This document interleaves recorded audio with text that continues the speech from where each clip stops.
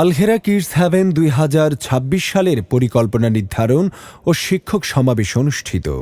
শিক্ষার মান উন্নয়ন ও ভবিষ্যৎ পরিকল্পনা প্রণয়নের লক্ষ্যে আলহেরা কিডস হ্যাভেনের উদ্যোগে ২০২৬ সালের পরিকল্পনা নির্ধারণ ও শিক্ষক সমাবেশ ২০২৫ শীর্ষক দিনব্যাপী এক গুরুত্বপূর্ণ অনুষ্ঠান অনুষ্ঠিত হয়েছে।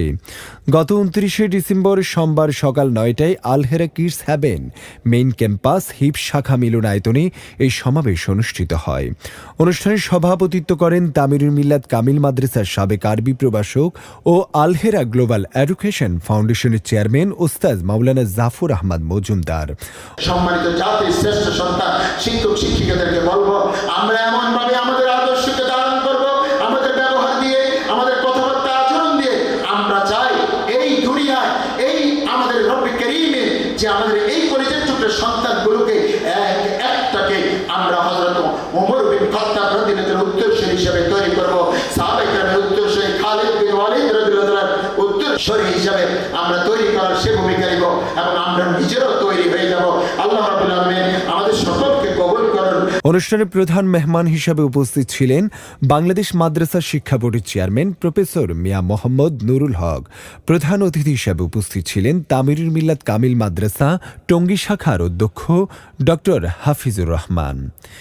এছাড়াও প্রধান আকর্ষণ হিসাবে উপস্থিত ছিলেন তামিরুল মিল্লাত কামিল মাদ্রাসা টঙ্গী শাখার সাবেক অধ্যক্ষ মাওলানা জয়নুল আবদিন।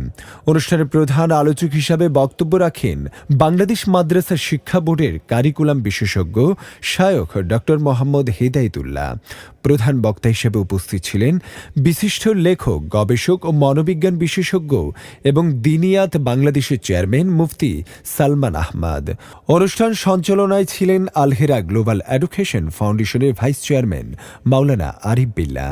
দিনব্যাপী এই আয়োজনে আলহেরা কিডস হ্যাভেনের সকল শাখার শিক্ষক ও শিক্ষিকাবৃন্দ অংশগ্রহণ করেন।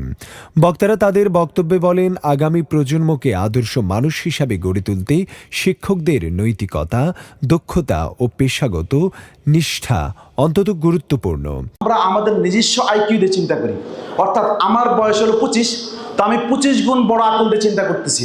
যার উপরে আমি চিন্তা করতেছি সে বাচ্চাটা হলো 5 বছর আকলারা, তো সে আমার চেয়ে 20 গুণ কম। কত গুণ কম? 20 গুণ কম। এখন 20 গুণ আকল যার বড় আর 20 গুণ যার আকল ছোট, দুইজনের চিন্তার মধ্যে পার্থক্য হবে কি হবে? কিন্তু আমরা এই পার্থক্যটা মানতে রাজি না। আমরা মনে করি আমি যা বুঝি সে সেটা বুঝবে না কেন, সেটা বুঝবে না কেন? আরে ভাই, আপনি এই কথাটা কখন বলতেছেন? আপনার যখন আকলের বয়স কত হয়ে গেছে? 25 বছর হয়ে গেছে। তাহলে আপনি আপনার আকল থেকে চিন্তা করতেছেন কেন? আপনি তো তার সঙ্গে চিন্তা করবেন কোনটা, যে তার আকলটা কতটুকু আছে।